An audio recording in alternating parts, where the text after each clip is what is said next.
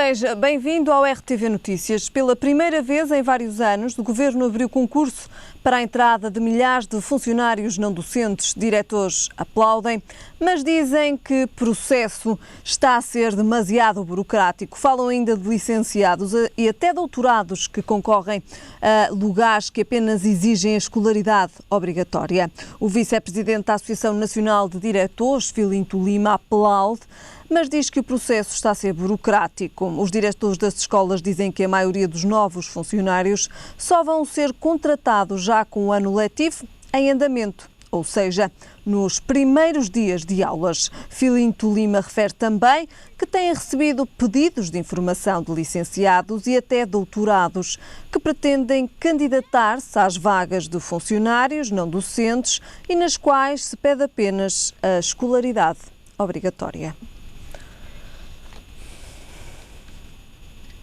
Hoje tenho comigo Narciso Miranda. Narciso Miranda, muito boa tarde. Obrigado desde já pela sua presença. Abrimos este comentário precisamente com esta notícia. Muitas escolas, então, começam o ano letivo. No entanto, como ouvimos, estes funcionários apenas serão contratados no início do ano letivo, já com as aulas, então, em curso. No entanto, ouvimos também que são muitos os licenciados e doutorados que se candidatam a estas vagas. Não é novidade essa parte final referente a esta notícia. A candidatura de pessoas licenciadas para prestação de um serviço que não requer essa qualificação académica é normal e em Portugal acontece pelo menos há uma década.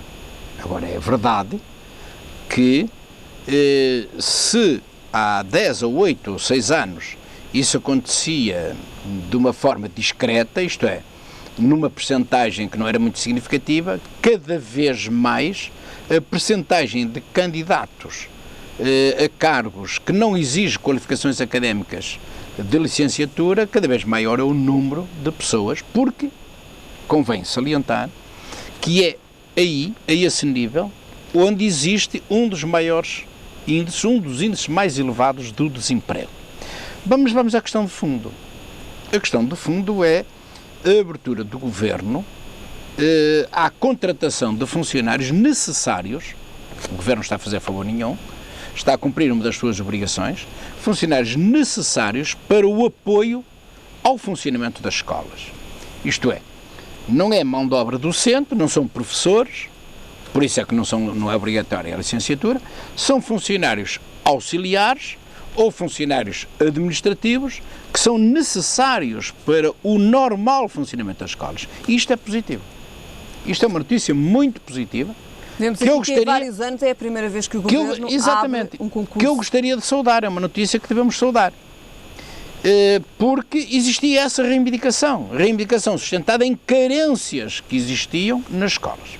Agora, é verdade que esta decisão poderia ter sido tomada antes.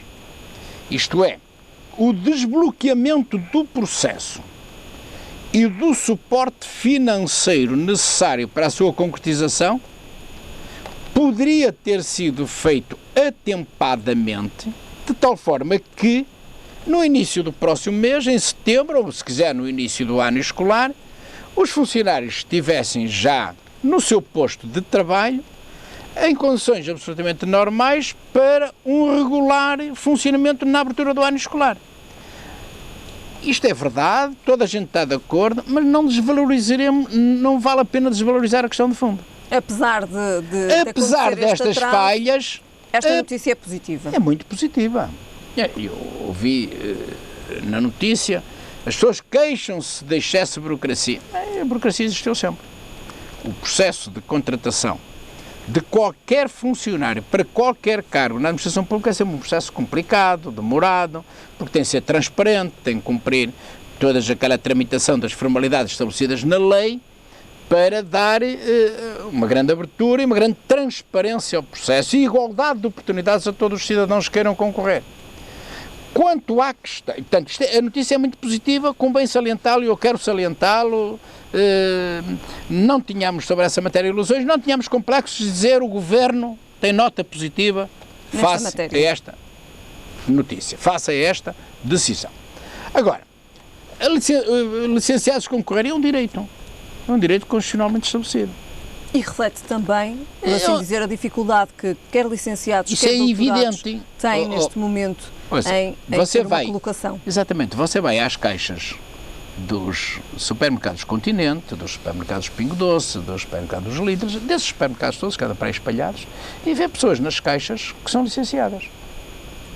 E se falar com elas, elas dizem, olha, é melhor estar aqui com um ordenado mínimo nacional do que estar em casa, sem fazer nada. Você vai a Lisboa, se calhar até já no Porto, e vê licenciados de direito a conduzir táxis.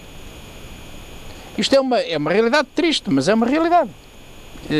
Que nós temos que conviver com ela. É uma nova realidade. É uma nova realidade face aos novos desafios e aos novos problemas. Porque nós temos velhos problemas e novos problemas. Ainda não recebemos velhos, já estamos a enfrentar os novos. E os licenciados têm também novos desafios. E os licenciados têm novos desafios. Ou agora, eu sei que um jovem licenciado, diz assim, eu esforcei-me tanto, andei tantos anos a estudar, a minha família, os meus pais esforçaram-se tanto e agora vou para uma caixa registradora ou vou conduzir um táxi. Novas oportunidades poderão surgir. Ou uma das hipóteses também a sair do país. É uma hipótese que já aconteceu mais com o que está a acontecer, mas ainda acontece de uma forma muito acentuada. É doloroso ver os nossos jovens, os nossos filhos a saírem, porque o país onde nasceram e onde têm a sua família não corresponde às expectativas, não lhes oferece no mercado de trabalho soluções para os seus problemas. Portanto, eles saem e vão trabalhar para fora e vão levar as suas capacidades, a sua criatividade, a sua inteligência para o serviço de outras comunidades e de outros países. Muito bem. Narciso Miranda, falamos agora de um tema local, falamos das críticas do ajuste direto da Metro e da STCP que o Governo quer fazer. Rui Moreira é uma das vozes contra este ajuste direto. Eu acho que os autarcas têm razão, e eu subscrevo as críticas. No entanto, não conheço, e ninguém discute, porque ninguém quer discutir, a questão de fundo. A questão central, a questão que está na base deste ajuste direto.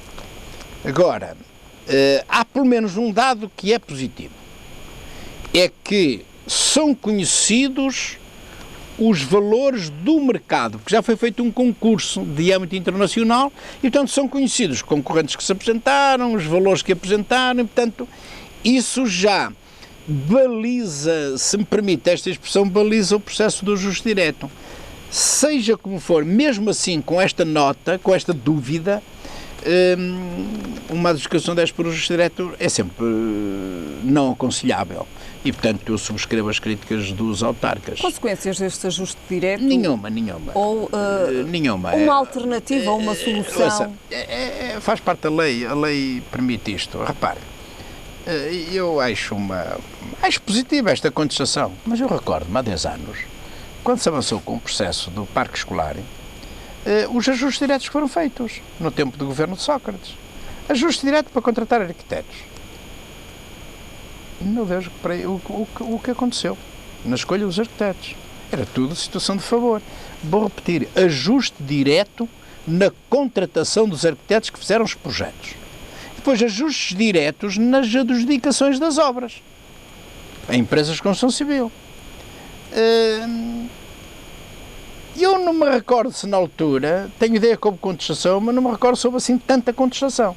Portanto, fez-se mal, está-se a fazer mal agora, nesta decisão, no modelo escolhido, como se fez mal em 2007, 8, 9, 10, 11, com os ajustes diretos em volumosos investimentos na renovação do nosso parque escolar. Por isso é que se fizeram projetos, eu ia dizer megalómanos, mas não são, projetos 5 estrelas, com gastos quase que poderia dizer sumptuosos, porque quanto mais custava a obra, maior era o custo do projeto, para o respectivo arquiteto. E hoje temos escolas excelentes, de excelente qualidade, ao lado de escolas a necessitar de obras de emergência. Temos este confronto entre duas realidades diferentes. Exatamente, porque se gastou demais. Num lado e menos no outro. Exatamente, devia-se gastar um bocadinho menos, fazer obras menos sumptuosas, mas fazê-las, porque é necessário fazê-las, e em vez de se investir em N escolas, investia-se em N vezes 2 escolas. Investia-se no dobro das nossas escolas. Quem fica a perder, Erros do passado, quem fica a perder é o povo, somos nós que ficamos a perder, é a população, é o Orçamento de Estado e agora nesta educação, para não fugir do tema, também, obviamente, o modelo utilizado é criticável. Não é assim uma coisa que anuncia um terremoto, não, é criticável. E ficam por aqui, estou a ser correto e não ter uma visão muito sectária da questão. Quer o metro, quer a STCP poderiam ser entregues à área metropolitana do Porto? Não, porque eles não quiseram, os autarcas. Não se lembra que a Câmara do Porto disse que ia avançar com participar no concurso público e depois até tentou meter as outras câmaras. Eu até na altura fiz uma crítica. Então onde é que está o espírito sustentado na Frente Atlântica? A Frente Atlântica, os municípios da Frente Atlântica, Porto, Matosinhos e Gaia, podiam avançar agora e tomavam conta da gestão do Estado. Não quiseram. Portanto, há aqui também uma... O porquê destas críticas agora, então? Isso não sei, temos que perguntar aos autarcas, porque os autarcas não quiseram assumir. Mas são críticos nesta decisão do Não governo. quiseram, porque não puderam ou porque não deixaram. Isso agora também tem que ser justo. Agora, eles tiveram toda a oportunidade de avançar, mas não entenderam que não deviam fazê-lo, porque não tinham meios, ou porque não quiseram, ou porque não podiam, não sei. E a crítica que estão a fazer agora é uma crítica construtiva. E eu acho que é muito melhor avançar de uma forma absolutamente transparente, com os concursos públicos de caráter internacional, do que fazer o ajuste direto, do que ser uma escolha do decisor. Muito bem. Narciso Miranda, vamos agora para a questão da saúde. Mais de 3 milhões de portugueses nunca foram ao dentista. Porque não têm dinheiro. E eu ontem escrevi... Mas há cada vez mais dentistas em num Portugal. texto a dizer assim, como é que é possível que em cada 3 portugueses nunca tenha ido ao dentista? E eu fiz esta provocação. E a maior parte das pessoas que participaram no debate disseram que não há dinheiro. E é verdade. Reparem, uma criança que precisa de usar um aparelho corretor, esse aparelho custa 600 euros. Ouça, 600 euros. 600 euros, se calhar, não entram na casa do agregado familiar que tem um filho ou 2 por mês.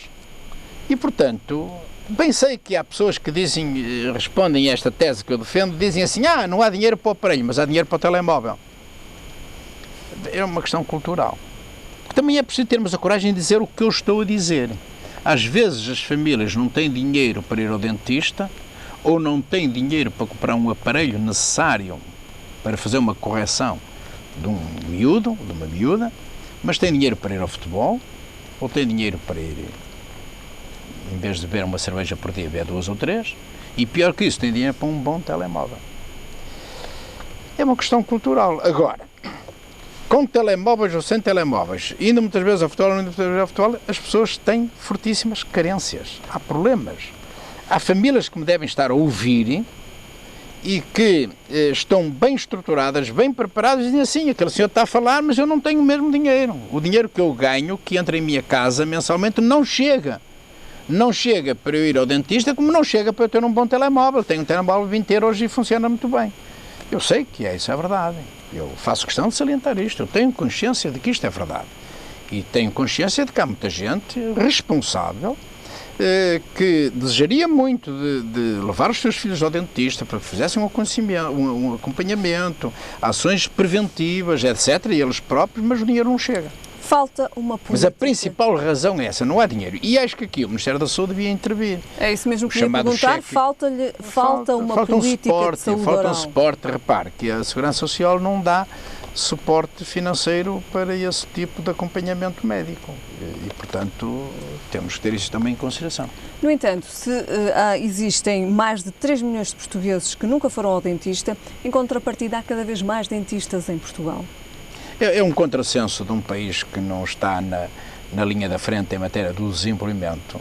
Isso é o sinal evidente. O que é que isto significa? De alguns sinais o que é que isto pode significar? O subdesenvolvimento é que nós estamos a produzir técnicos que depois o mercado não absorve.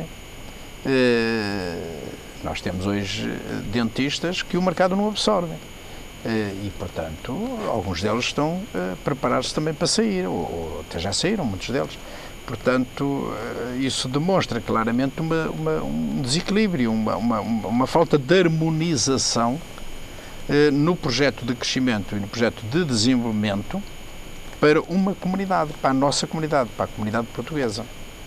É a mesma coisa que nós produzimos arquitetos, pois o mercado não absorve os arquitetos. Produzimos psicólogos, sociólogos, pessoas de marketing, vão para o desemprego. São necessárias medidas urgentes nesta questão? São necessárias medidas corretivas. Quer dizer, há liberdade, mesmo ao nível da educação, do ensino superior.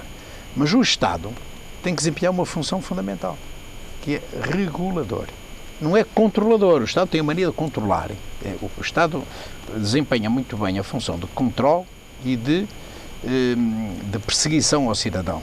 Perseguição em termos fiscais, em termos de multa. E falta-lhe a outra função fundamental, que é pedagogicamente muito mais importante, que é regular o mercado. Regular. Definir regras, estabelecer balizas.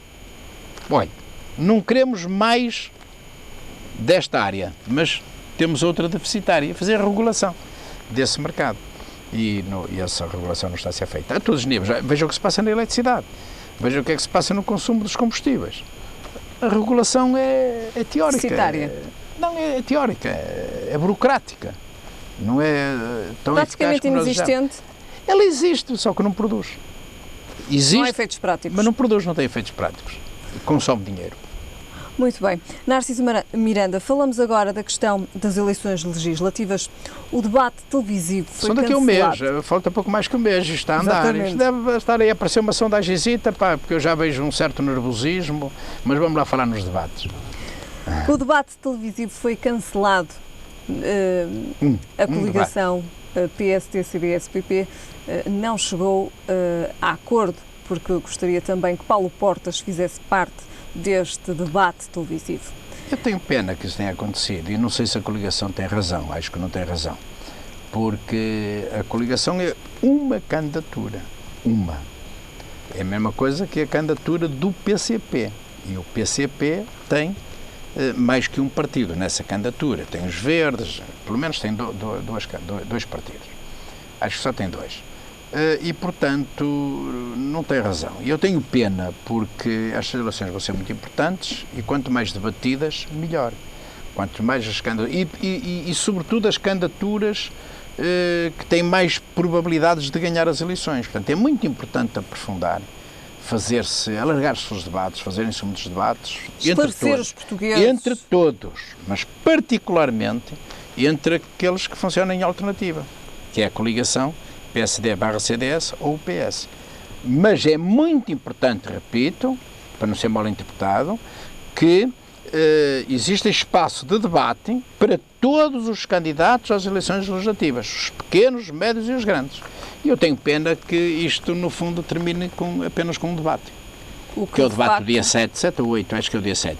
Um debate do dia 7, transmitido pelas 3 televisões, em canal aberto, vai ser um debate, vai ter muita importância. Há quem diga que vai ser decisivo, eu admito que vai ter muita importância. Eu admito que vai ter muita importância, sabe? Que será o único debate em que, de facto, é o único debate entre poderão e o António esclarecidas Costa. Quanto às principais propostas. Não sei se vão ficar esclarecidas, sabe que as pessoas estão muito descrentes.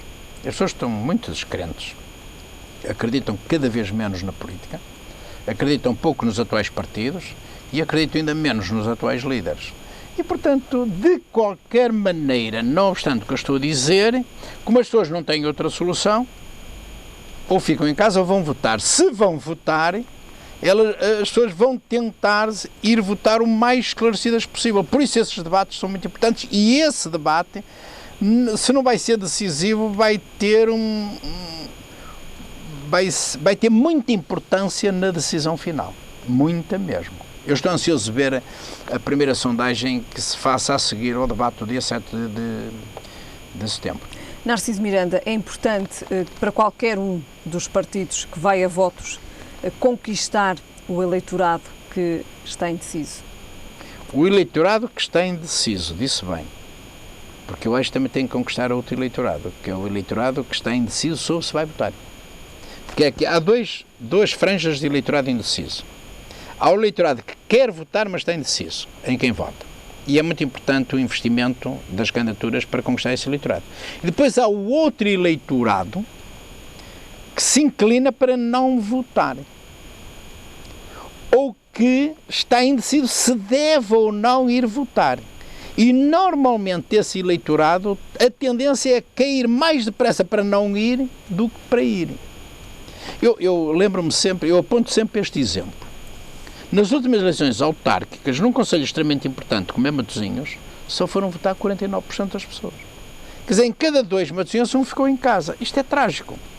Isto é trágico do ponto de vista político, do ponto de vista democrático, do ponto de vista da cidadania.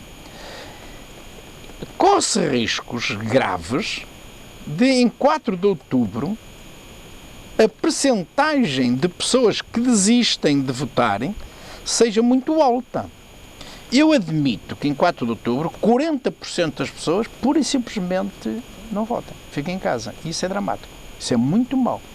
Porque se nós somarmos esses 40%, uma percentagem também muito significativa de pessoas que vão votar, mas chegam lá e votam branco, apesar de tudo é melhor.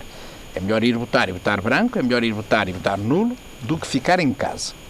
Mas a percentagem de pessoas que não votam, somando a percentagem de pessoas que votam em branco, que é um protesto contra todos os partidos, todas as candidaturas, e as pessoas que votam, que anulam o voto, põem uma cruz por cima, estragam, escrevem lá uma mensagem de protesto, é cada vez mais elevada. E eu admito que se aproxima dos 50%. Porque as pessoas, de facto, conseguem, acreditam que essa é uma forma também de protestarem contra as políticas atuais. E é melhor do que ficar em casa.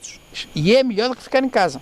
É muito melhor uma pessoa ir à urna e escrever uma palavra de protesto no voto, ou pôr uma cruz em todo o voto, ou votar em branco, está a protestar contra os partidos. É melhor fazer isso do que ficar em casa. Claro que o ideal é votar, fazer uma opção. Eu transformar o voto num voto útil, um voto eficaz. Eu voto neste partido porque acredito que tem o melhor projeto. Mas eu tenho receio que o somatório de todo do número de pessoas que não votam, ou que votam em branco, ou que votam como protesto, estragando o voto, entre comas, se aproxima dos 50%. Narciso Miranda, em ano de eleições, de facto, é sempre um grande problema o problema da abstenção. É um grande problema o problema da abstenção, mas o problema verdadeiro é o que está subjacente à abstenção, é o descrédito. É a desistência.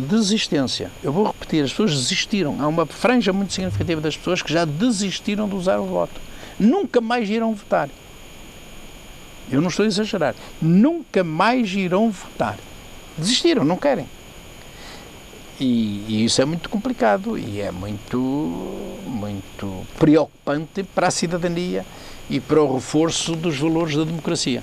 E a culpa é dos partidos, como é evidente. Os partidos cansaram as pessoas, sobretudo os partidos do arco do poder. E eu que estou de acordo com os partidos emergentes, com os partidos que não têm ambição, porque não chegam lá de poder. Portanto, a culpa aqui é dos principais partidos do arco do poder. A culpa é do PS, é do PSD, é do CDS, principalmente. Destes outros também têm culpas, como é evidente. Mas estes são os principais responsáveis porque cansaram as pessoas da forma de fazer política, da mentira, da intriga, do escândalo, do ataque pessoal, das políticas ineficazes, dizer uma coisa e fazer o contrário. As pessoas estão cansadas disso. Narciso Miranda, estamos praticamente... E há uma coisa também muito importante para a abstenção, sabe qual é? Que os políticos que governaram o país nos últimos 20 anos ainda não conseguiram perceber isso e não conseguiram resolver o problema. Você já viu o que é uma pessoa ter que chegar ao dia das eleições e comprar um bilhete de transporte para ir votar? Já viu quantos milhares de pessoas dizem assim, o quê? Eu vou votar e ainda tenho que pagar, ainda tenho que comprar o bilhete do transporte. Não vou. Não vou porque não tenho dinheiro. Se quer para comprar o leite para o meu filho, como é que eu vou agora ainda gastar dinheiro? Não vou. E, portanto, nem sequer foi possível em Portugal criar as condições necessárias para que uma pessoa possa sair de casa, atravessar a rua e votar. Votar no quarteirão onde vive, votar no bairro onde vive, votar perto de casa. Há pessoas que têm que utilizar o transporte para poderem ir votar, que são a maioria das pessoas, porque ainda por cima a tendência nos últimos anos foi concentrar o eleitorado na mesma mesa de voto. Narciso Miranda, há pouco, como falava logo no início, quando lançámos aqui o tema do debate televisivo cancelado, faltam então poucas semanas para as eleições legislativas. Como é que avalia o atual cenário? Muito nebuloso. muito nebuloso, muito duvidoso. Grandes nuvens pairam sobre todos os cidadãos, de incerteza, de dúvida. Parece-me que já é uma coisa que é consensual, não haverá maioria absoluta. E também é outra coisa que é consensual, que ninguém há um ano acreditava, ninguém arriscava a dizer o que hoje se diz como consensual. Não se sabe quem ganha. Parece, todas as sondagens pelo menos dizem isso, que a tendência vai para o PS. O PS está à frente, ainda está à frente. Sublinho, ainda está à frente. Mas vai encurtando. E a margem também não é muito A margem grande. que os separa é mais curta e é demasiadamente curta para dar uma certa garantia que o PS vai ganhar as eleições. Portanto, não sabe quem ganha. Eu, apesar de tudo, acho que vai ganhar o PS, mas vai ganhar por uma diferença mínima. Vai ser assim uma vitória a saber a pouquinho, mesmo pouquinho, como o António Costa disse. Que não será com a maioria absoluta. Foi a vitória do António José, foi assim que o António Costa designou a vitória do António José Seguro, do PS, nas eleições europeias. Isso não é bom para o país. Não é bom para o país porque não vai haver maioria absoluta e, portanto, vamos ter um governo de grande instabilidade. E o que deitar abaixo o governo minoritário vai ser a vítima nas eleições seguintes porque não tínhamos ilusões. Temos eleições em 2015, não vamos esperar para 2019 para termos novamente eleições. Lá para 2017...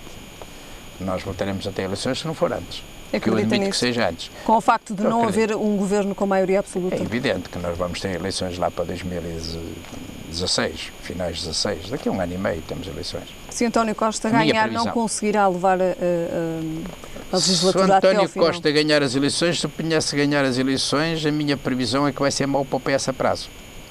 Não, se calhar vai ser bom para o país, mas vai ser mau para o PS a prazo. Já foi assim no tempo de Sócrates, quando Sócrates ganhou as eleições, com maioria absoluta, em 2005. E depois, em 2009, foi eleições e ganhou sem maioria absoluta. E eu escrevi vários artigos em que disse exatamente o que estou a dizer agora. Chamar-me tolo, criticar-me, criei muitas zangas dentro do Partido Socialista. Ainda hoje não me perdoam a ter escrito aquilo, mas o que eu escrevi bateu certo. Eu disse, o PS, levar este mandato até ao fim, terminará a legislatura com 20% em eleições. Se for até meio, pode ser que termine a 30. Terminou a 28. Falhei por 2. E, portanto, agora digo a mesma coisa. O que ganhar as eleições agora é vítima a prazo. Muito bem. Narciso Miranda, ficamos então com esse apontamento, esta última nota então para o cenário atual das eleições legislativas. Ainda vamos falar mais vezes sobre isso. Vamos certamente, voltamos a ver-nos já na próxima semana, antes precisamente do único debate que vai existir. Muito obrigado. Para a semana. Até para a semana. O crime de maus tratos ou abandono de animais de companhia passou a ser punido com outras penas. Além da prisão ou multa, quem lhes infligir dor ou sofrimento não vai poder ter animais durante 5 anos. A lei publicada ontem em Diário da República lista um conjunto de penas acessórias para os crimes contra animais de companhia, tanto os maus tratos como o abandono. Agora, quem tratar mal ou abandonar os animais domésticos passa a ficar privado do direito de ter animais num período que pode ir até 5 anos e de participar em feiras, exposições ou concursos relacionados com este tema por um máximo de 3 anos. Os maus tratos sem motivo legítimo já eram penalizados com pena de prisão até 1 ano ou multa até 120 dias e, quando resultam na morte, na privação de importante órgão ou membro, ou quando afetem de forma permanente a capacidade de movimento, levam à prisão até 2 anos ou multa até 240 dias. Ficamos agora com a previsão do estado do tempo para amanhã. Então esperado céu pouco nublado ou limpo, apresentando-se em geral muito nublado no litoral oeste até final da manhã, persistindo ao longo do dia no Minho e Douro litoral, onde poderá ocorrer período de chuva fraca até ao início da tarde. Quanto a temperaturas, o Porto espera uma mínima de 20 graus e uma máxima de 25. Em Lisboa a mínima será de 21 graus e a máxima de 33 e em Faro a mínima será de 21 graus e a máxima de 29. É tudo por agora. Já sabe, a informação está de regresso mais logo. Até lá, fique bem.